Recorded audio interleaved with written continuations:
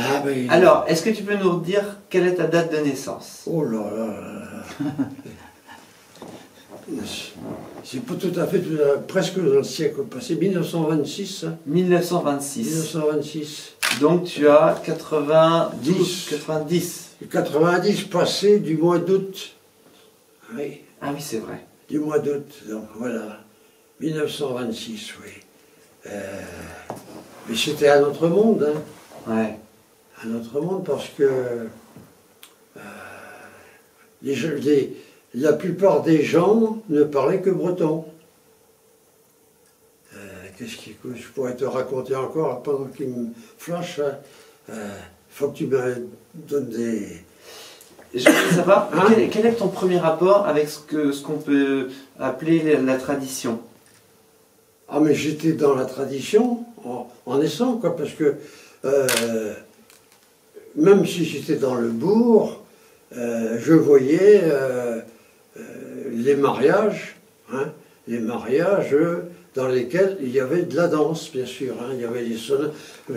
Enfin, je n'ai pas connu beaucoup les sonneurs traditionnels, parce que depuis la fin, depuis les années 20, quoi, il y avait des accordéons. D'accord. Donc, j'ai connu principalement l'accordéon, tout seul d'abord, et puis après, dans le courant des années 30, l'accordéon saxo. Et de temps en temps, il y avait un couple de sonneurs. Et j'ai gardé le souvenir d'un couple de sonneurs de clarinette, quand c'était un mariage qui était du côté de Carnoët, tu vois, parce que les sonneurs de clarinette nous venaient donc du Trégor, et les sonneurs de Bignoukos du pays Pourlette. Autrement dit, il n'y en avait pas ici, quoi. Si, il y a eu, bien sûr, il y a eu Léon de Brasse. Je sais que Léon de Brasse était à Carhaix, donc Léon de Brasse a pris la succession, mais il ne sonnait pas à Poullaouen. À Poullaouen, quand quelqu'un venait, c'était son frère, Léon de Bine. Léon de Bine était sonneur attitré à Poullaouen. Mais je ne l'ai vu que, à ma connaissance, 2 fois. La dernière, je pense, où j'ai vu Léon de Bine, c'était en 1937, pour la fête de la République à Poullaouen, 14 juillet. Dans les réjouissances publiques, il y avait un concours de gavotte, quoi. Enfin, un concours, une fois. Non, on dansait la gavotte. Et accessoirement, un soi-disant concours, mais ce n'était pas un concours. Hein, parce qu'on donnait le mouchoir aux personnes les plus respectables de la danse. Ah, Hein, d'accord. voilà. D'accord. Et donc pour toi, tu as vécu cette société traditionnelle? Est-ce que tu considères que tu as vécu... Ah, oui, mais non, je n'étais pas dans la... Il faut faire attention, là. Même Loïs Ropars lui-même n'était pas dans la tradition, parce qu'on habitait au bourg. Au bourg, c'est pas à la campagne. À la campagne, c'était des gens qui vivaient entre eux. Ça, c'est la tradition. On acquiert son savoir, comme on dit, par imprégnation. On est inconscient. On apprend à marcher. Personne ne t'apprend à marcher. Hein. Tu apprends à parler, c'est la même chose. Tu apprends à danser. Je ne sais pas, tu n'as pas fait l'expérience de demander, les gens de la génération de Gwenola et Michel, là, quand ils demandaient à un paysan, montrez-moi donc le pas de danse. Il répondait, ben oui, mais venez avec moi, on va chanter. Mais le jeune demandait, mais non, décomposez-moi le pas. Mais ça, il ne savait pas faire. C'est un truc global. Hein, donc, c'est ça la tradition. La tradition, tu n'apprends pas en réfléchissant, un jour, tu apprends. Tu rentres dans la danse et puis un jour, tu l'apprends. Et alors, pour le chant, c'est pareil. Hein. Des gens comme moi, on distingue à l'oreille un chanteur traditionnel avec un chanteur qui n'est pas né dans la tradition, même s'il s'appelle Loïs Ropars, il ne chante pas comme le vieux paysan. Parce qu'il chante sa chanson il chante sa gavotte en réfléchissant. Il a appris C'est ce que l'autre, il n'a pas appris. Un jour, il s'est dit, tiens, je la connais. À force de l'entendre, il la connaît par cœur, les paroles. Et pour toi, quelle est la date environ de la fin de la société traditionnelle? Ah, ben, il n'y a pas de date, ça s'est fait petit à petit. Et la tradition, lorsque la langue française est arrivée de plus en plus prégnante dans la société rurale, quoi. C'est comme une eau qui rentre dans le sable, si tu veux. C'est un peu ça. Donc, il est difficile de dire que la tradition a disparu à une date précise. Petit à petit, dans le bourg, elle a disparu beaucoup plus tôt qu'à la campagne. Dans le bourg de Pulawen, on ne vivait plus selon la tradition. Parce que les commerçants, ils parlaient moitié français, moitié breton. Déjà, ça change tout. À la campagne, par contre, les paysans vivaient toujours, travaillaient toujours de façon traditionnelle. Donc on peut dire que la tradition, à mon avis, s'il faut marquer un point, elle s'est arrêtée avec la Seconde Guerre mondiale. Voilà. Petit à petit, les gens de la campagne ont commencé à évoluer. Les enfants parlaient mal le breton et parlaient beaucoup plus breton que français. L'inverse, beaucoup plus français que breton. Alors par exemple, des gens comme les frères Morvan, comme Marcel Guilloux, comme Miffy Cloirec, qui ont connu les soirées d'arrachage de pommes de terre. Alors, il y a des gens qui sont traditionnels. Je vais te citer, bien sûr, les frères Morvan, c'est des chanteurs traditionnels. Les sœurs Godec, c'est des chanteuses traditionnelles. Avec cette particularité, ces deux-là, il faut le savoir, c'est que ils n'ont pas été mêlés à d'autres. Donc, ils ne connaissent que... C'est un peu à côté, ça. Les sœurs Godec, par exemple, jurent que un air et un texte sont liés, mais c'est faux. Chez eux, c'est comme ça parce que ils n'ont jamais chanté qu'entre elles. Et c'est la raison pour laquelle, par exemple, elles disent, mais pourquoi faire un appel, enfin, ce qu'on appelle un appel à la danse, c'est faire des salamalek. Et dit, nous, on chante toutes, mais oui, parce qu'elles sont habituées à chanter toujours entre elles. Donc, ce sont des cas, des exceptions. Les frères Morvan, c'est pareil. Ils ont leur répertoire, ils ne chantent qu'entre eux, et les sœurs Godec aussi. Mais les autres, c'était des rencontres occasionnelles, quoi. Quand il y avait un battage, il y avait des gens, on ne savait pas qui venait, enfin, ceux qui venaient, ah, tiens, tu es venu là, on va chanter tous les deux. Et qu'est-ce que tu penses de cet air-là? Ah ben oui, ils cherchaient d'abord à placer leur voix, et quand ils avaient placé leur voix, ils cherchaient un air, et après,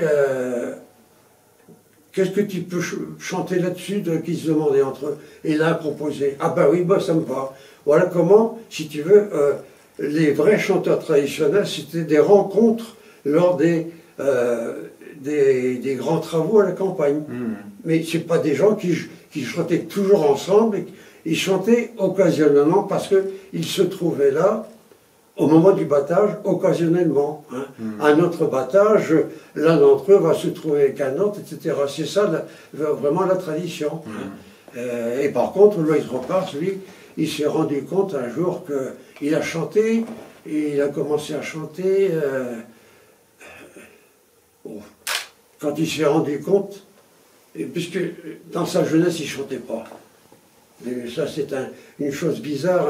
C'était un garçon austère, et il n'aimait pas les plaisanteries pour la plaisanterie.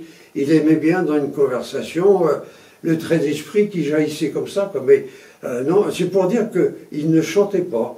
Et puis, mais par contre, il adorait entendre chanter. Et donc, il avait un copain ici, avec qui il avait appris à chanter. C'est Pierre-Marie Juban, moi je l'ai vu, hein. Là je l'ai vu apprendre, ça je peux te le certifier, moi je l'ai vu un jour, Pierre-Marie, je lui demande, puisque on fréquentait tous les deux la ferme de Pierre-Marie, j'ai demandé à Pierre-Marie, mais pourquoi tu as une voix cassée comme ça? Elle me dit, mais c'est ton frère qui me dit. Et il voulait apprendre à chanter, il n'arrêtait pas. Hein. Il me dit encore et encore. Et comme sa voix, à lui, était plus haute que la mienne, c'est pas lui qui se mettait à mon niveau, oui. Moi j'étais obligé de monter, et ben voilà, j'ai cassé ma voix. Donc, parce que Loïs Bopard, c'est pas un chanteur traditionnel, il a appris à chanter.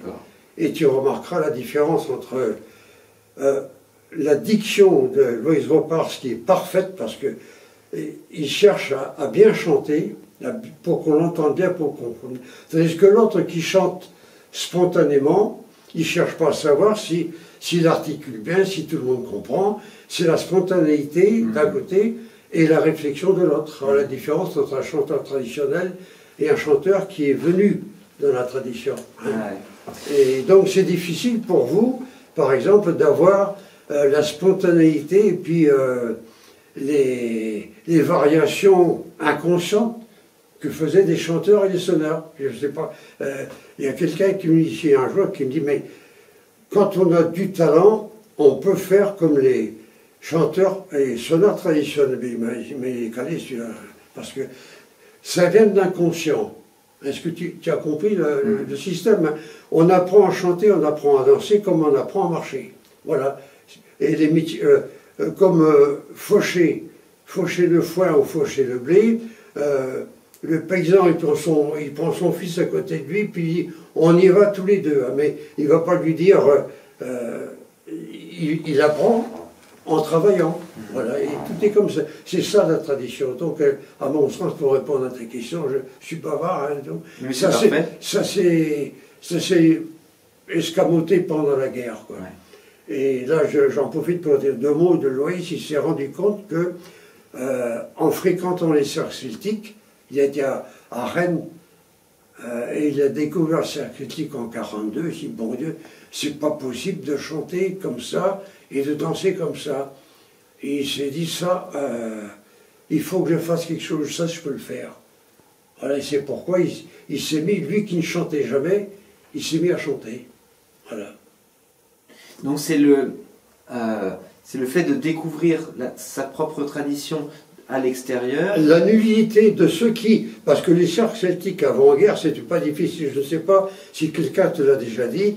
Moi, j'ai sonné pour tous les cercles celtiques possibles, imaginables. Il n'y avait pas de problème. J'ai un cercle celtique de Paris, Névéza 2, les Corolines Brésil, le cercle de Plougastel. Quand j'étais à Brest, en 52-53, un coup de téléphone de mon ami Jacques Fournier. Il dit, on n'a pas de sonneur, tu peux venir? Moi, je ne les connaissais pas, ni d'Adam ni d'Ève. Alors, le répertoire habituel de tous les cercles celtiques de Bretagne et même de Paris et d'ailleurs, quoi. C'était des trucs trafiqués, quoi. Le bouquin de Madame Galbrin, avec une série de danses, une douzaine à peu près, voilà. Aucun problème. Donc, Suite de la Veine. Suite de la Veine, oui. Un Laridé. Un Laridé. Un Laridé, oui. Le Pachpi, évidemment. Ouais. Suite Gavotte de Montagne. Gavotte de Montagne, enfin, oui, mais il ne savait pas faire. Jabadao, oui, et puis Pilarland, surtout, oui. Voilà. Donc, à l'époque, les années 50, le bouquin de Galbrin est très important. Il s'est diffusé dans les cercles. Ah les cercles celtiques que j'ai connus ne connaissaient que ce répertoire-là. Quant à savoir s'ils avaient tous vu le bouquin, non. C'est un cercle celtique, et on y allait, on en sortait, on en faisait un autre. Et avec ce qu'on avait appris, par exemple à Paris, des gens de Névézadur, ils secouaient des craques parce qu'ils avaient appris de quelqu'un qui était au cercle celtique de Paris, mais qui venait de Scrignac. Alors, mais passer de l'un à l'autre, c'était extraordinaire. Moi, j'ai vu à Paris, j'avais fait venir avec moi l'un de mes frères qui habitait ici, Moulino. Il vient avec moi à Névézadur, tu vas voir comment il danse. Alors, on avait annoncé, aujourd'hui on danse la gavotte de Scrignac. Alors moi je disais, mais mon frère, il dit, mais qu'est-ce que c'est que ce truc? Il dit, c'est pas croyable. Ils avaient retenu quelque chose parce qu'ils étaient venus à Scrignac, donc ils se croyaient des cracks, quoi. Mais ils avaient essayé de reconstituer ce qu'ils avaient vu, mais c'était affreux, quoi. Mais c'était leur truc, voilà. Oui, non, mais c'est pour te dire que le type qui a sauvé le camp Nadiscan, c'était pas un chanteur traditionnel, quoi. D'accord. Ça, c'est un truc important, mais je m'en suis pas rendu compte tout de suite. Je me suis dit, mais et toujours cette chose qui est agaçante chez Lois Ropars, si tu as remarqué, dans les disques, quand ils chantent avec François Mine, ben, il y a un meneur qui commence, c'est François Mine, hein, qui donne le ton, hein, qui donne le texte. Et au moment de lancer la danse, toc, Lois Ropars, il renverse des rôles de disque en air et devient corner. Mais ça m'a agacé, il dit, mais il se prend pour le chef, mais j'ai compris, c'est pour être sûr de mener la danse, qu'il n'y ait pas, d'abord pour devant quelqu'un qui parle bien, et que la danse ne s'éternise pas, etc. Donc, pour faire le maître d'école, quoi. Mais c'était pas pour se mettre en avant. Au début, je pensais que c'était pour se mettre en avant, mais c'est important de savoir, c'est parce qu'il fallait contrôler. Ouais, voilà, tu l'as dit. Donc, il était devant pour être sûr que ça marche bien. Ouais. Donc, il s'est trouvé une vocation, quoi. Et la danse, alors, du coup, toi qui as un recul de plusieurs décennies. La danse, il faut savoir que la danse, elle avait autant d'expressions que de groupes, de collectifs, enfin de groupes de travail à la campagne. Hein. À Polawen, du côté du Guilly ou du côté de Carré, il est possible qu'on dansait de façon différente. Et puis, d'une fois sur l'autre aussi, quand c'est instinctif, comme certains jours on parle de façon animée, et d'autres jours de façon beaucoup plus calme. Donc il n'y a pas... autrefois, il n'y avait pas une danse figée. Hein. Aujourd'hui, on a tendance à donner des noms et puis des styles bien caractéristiques, alors que tout ça, c'est quelque chose qui va en se à dégrader, si on peut dire, un éventail, quoi, un éventail de toutes sortes de choses. Et par contre, alors, les gens d'aujourd'hui n'ont pas compris, n'ont pas l'esprit de la danse. Quand il y a un fesnonce que tu vois 100 personnes danser, ils ne peuvent pas danser de la même façon, c'est pas possible. Et en plus, ils veulent tous faire, dans un pays de danse fermée, le fin du fin, c'est de mener la gavotte, alors que la danse est fermée, c'est une ronde.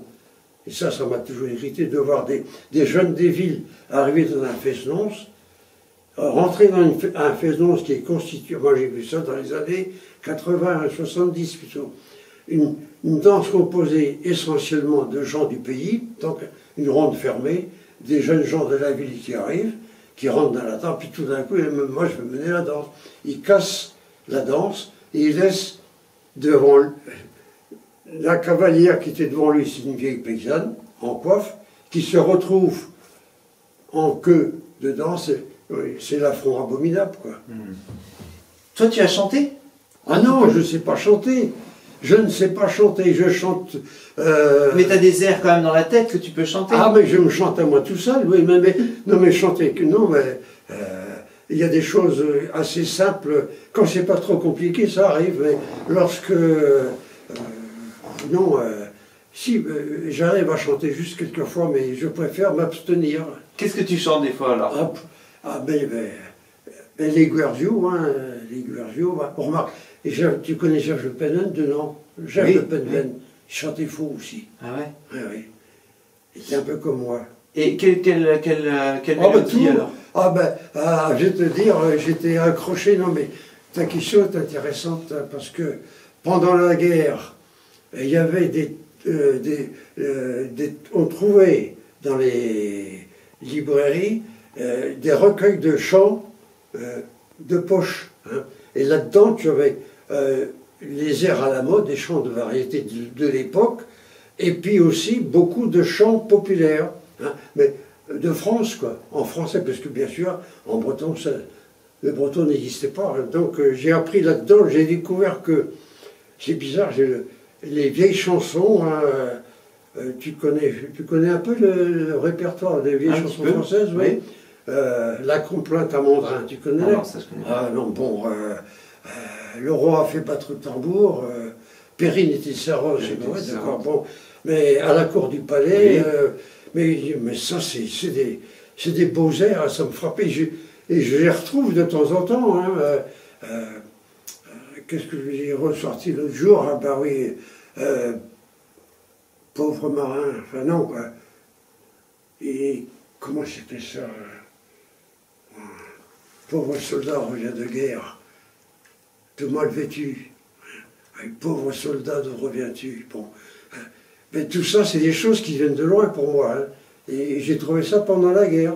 J'ai découvert que le chant populaire était vraiment au-dessus de la variété de l'époque. Aujourd'hui, peut-être il y a des pointures, hein, il y a de beaux chanteurs, mais à l'époque, je n'appréciais pas du tout ni Tino Rossi, ni Trenet, ni compagnie. J'arrivais pas. Hein. Et par contre, là, je trouvais ça merveilleux. Hein. Donc, j'étais attiré de tout temps par le chant populaire. D'accord. Hein. Il a des caractéristiques par rapport au chant d'aujourd'hui, parce que bien sûr, c'est spontané, quoi. Des gens qui vivent dans un certain milieu, qui ont une certaine atmosphère, ils chantent leurs sentiments et c'est authentique. Tandis que les autres, c'est travailler. Quand un mec se met au piano pour chercher un chant, il compose, quoi. Mais c'est la différence entre composer et quelque chose qui jaillit de toi. Et s'il y avait un truc que tu chantes, qu'est-ce que ça serait comme mélodie ou comme chant populaire? Non, je ne vais pas te les chanter. Tu veux Bonomique, par exemple? Non, attends, je vais prendre un pipeau, mais je ne vais pas faire entendre ma voix. Quelquefois, j'arrive à chanter juste, et quelquefois... Jeanne-Edic, tu as dû déjà me chanter, non? Hein? Jeanne-Edic, Bonomique. Bon, Bonomique, mais Bonomique, non, je ne pourrais pas la chanter. Non? Non, c'est pas la peine, il y a des jours. Mais qu'est-ce qui m'est sorti l'autre jour? Ah ben oui, on a parlé beaucoup de la pastorale de Pulaouen. Patrick Malregu a fait un article dans Musique bretonne qui va paraître incessamment. Il n'a pas été intéressé par ce que je lui ai dit, mais il dit voilà, dans cette pastorale, il y a des airs qui sont intéressants. Et j'en ai retrouvé un, chanté par, comment elle s'appelle, Fine Lozac. Fine Lozac, et je trouve que c'est très joli. Hein.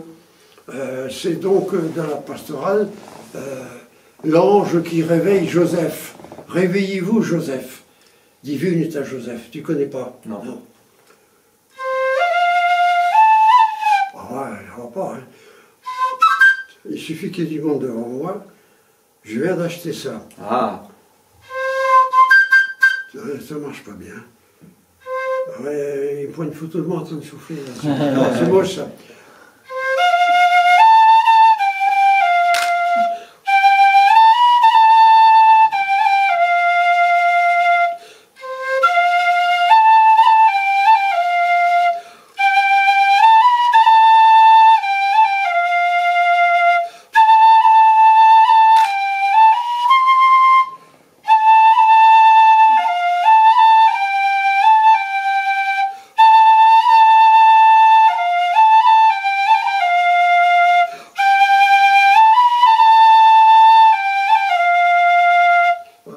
Tu peux changer de ton.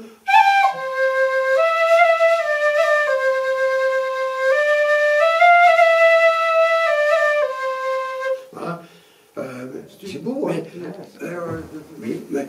Alors, pour une cotisation minime, ils apprenaient des airs, mais le reste, la langue, ça ne les intéressait pas. L'origine de l'air, le contexte, le milieu, mais ça ne les intéressait pas. Ouais. Donc, Patrick Malregu, il s'en tenait un truc. On a collecté. Tout est là à la disposition. C'est un peu comme si des gens venaient chercher, par exemple, une couronne, un beau bijou, une couronne, dans laquelle ce qui les intéresse, c'est les diamants. Parce que les diamants, c'est facile à négocier. Hein. Et puis tout le reste, la structure, ça reste à côté. Ils s'en foutent, ça, c'est pas négociable. Par contre, les perles, oui, ça c'est bien, c'est intéressant. Hein. On transporte ça, puis voilà, et puis... Mais par contre, l'ensemble, c'était une beauté merveilleuse, ils l'ont saboté, quoi. Et c'est ce que j'ai reproché un peu à l'ensemble, les sonneurs, les danseurs, les chanteurs, tout ça, oui, la musique, et puis c'est tout. Voilà. Alors que la langue, ben, par contre, j'en ai vu d'autres, mais il faut que je vous serve pas. Oh. Et tu devrais faire le service quand tu viens chez moi. Si tu veux. La quantité. Hop. Mais peut-être que ce regard-là, enfin cet intérêt-là, il peut arriver après. Il y en a, il y a quelques-uns. Bon, je prends des gens comme...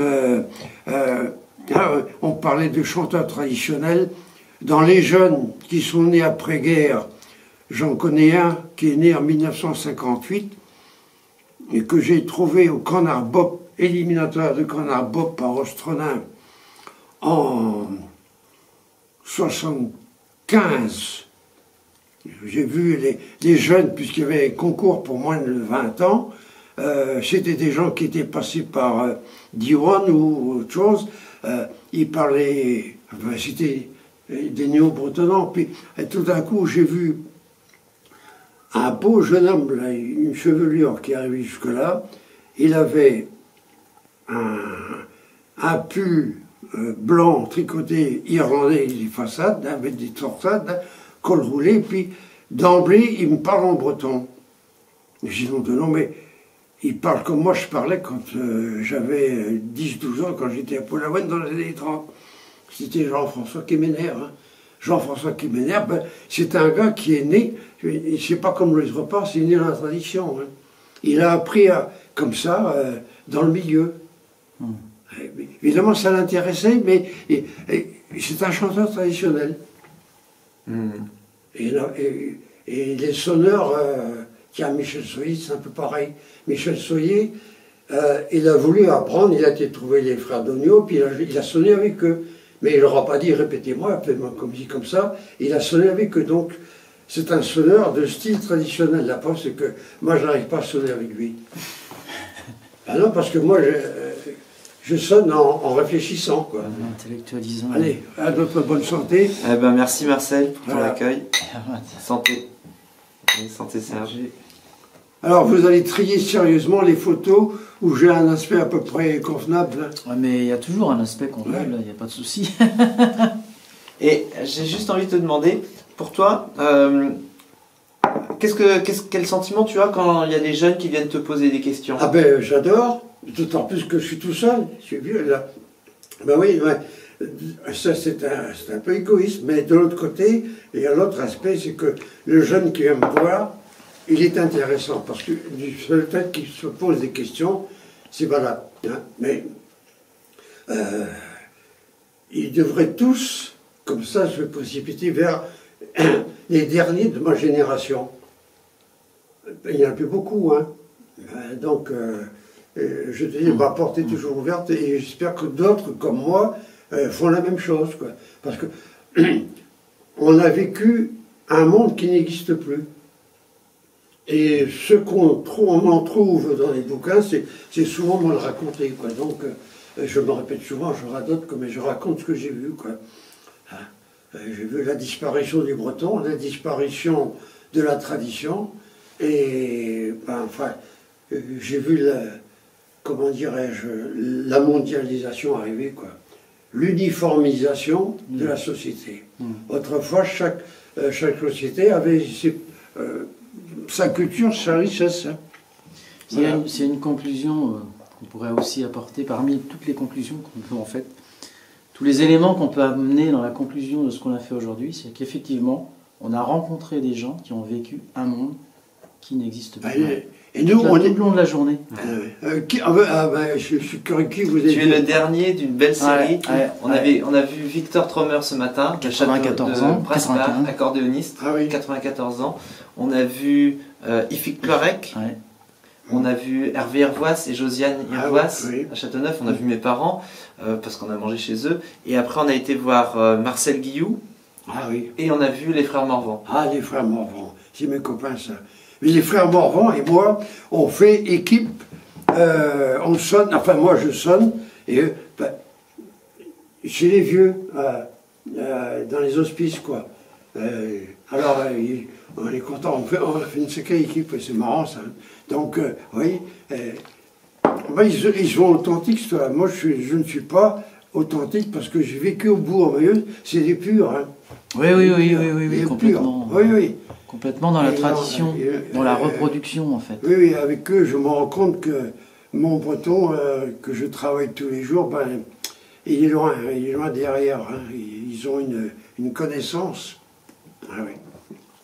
Ben, aujourd'hui, tu vois, je ne pourrais pas, même si j'étais bon sonneur, sonner pour n'importe quel cercle. Voilà la différence. Hein. Mais ça, c'est marrant. Et je l'ai dit à Soyer, qui m'a dit, mais c'est pareil, quand j'étais gamin, quand je sonnais, j'avais le répertoire des cercles celtiques et je sonnais pour n'importe quel cercle. Aujourd'hui, c'est plus possible. Chacun s'est spécialisé, puis un pick-up. Voilà. Ouais. Donc ça a été vers le mieux. Donc ça va vers le mieux. Ah oui, oui, oui. Les sonneurs, ils font de belles choses, et puis il y a des sacrées pointures. Hein. Ouais. Que ce soit des sonneurs ou des chanteurs.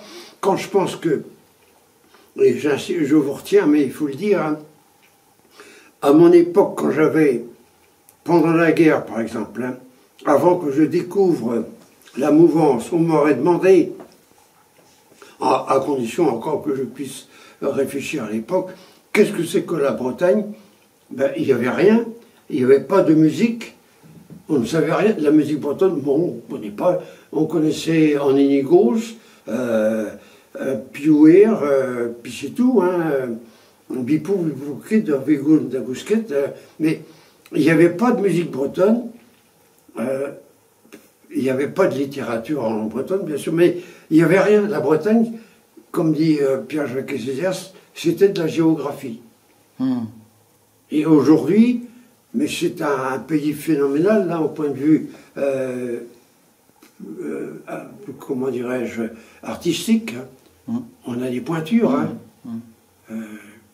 Quand j'essaie de joindre Patrick Mollard, il me dit bah, j'étais à l'autre bout du monde là-bas. Et puis Yann Frosch-Kimener, et puis tous ces gens-là. Jean Baron, qui est un enfant de la DAS. Hein. Tu connais Jean Baron? Oui. C'est un sacré bonhomme. Hein. Oui, ben, voilà. Et de mon temps, quand j'étais tout jeune, il n'y avait rien, strictement rien. J'ai sorti, il y avait un pied dans la tombe, quoi. Voilà. On est sorti de la tombe. Comment on dit c'est Lazare qui est sorti du tombeau. Mais vous ne connaissez pas la Bible, vous. Hein. Tu ne connais pas Lazare? Non. Ah, mais ce sera mon dernier mot. Dans la Bible, il est dit Lazare, c'était un grand copain du Christ. Et il y a des gens qui sont venus dire au Christ qui faisait sa propagande quelque part, là, ton ami Lazare est mort. Ne vous inquiétez pas, j'arrive, qui dit. Il est arrivé, il a sorti Lazare du tombeau. C'était Lazare ressuscité. Ben oui, vous les jeunes, c'est Lazare ressuscité. Voilà.